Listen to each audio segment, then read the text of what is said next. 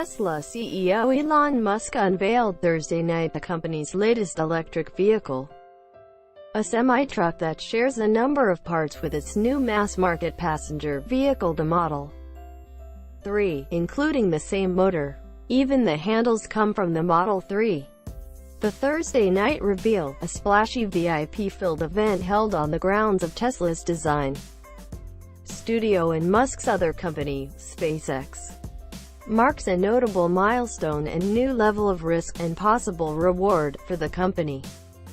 But in Musk's view, the truck makes economic sense and is another part of his vision to build a sustainable energy company.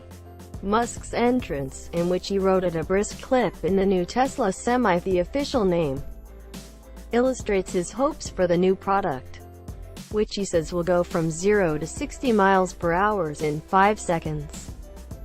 The Tesla truck will be able to travel 500 miles on a single battery charge when fully loaded, and driving 65 miles per hour, Musk said.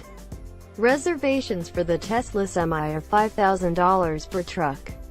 Production of the Tesla Semi will begin in 2019. The semi-truck will drive just like any other Tesla, Musk said, making reference to the passenger electric vehicles, the Model S, Model X, and Model 3.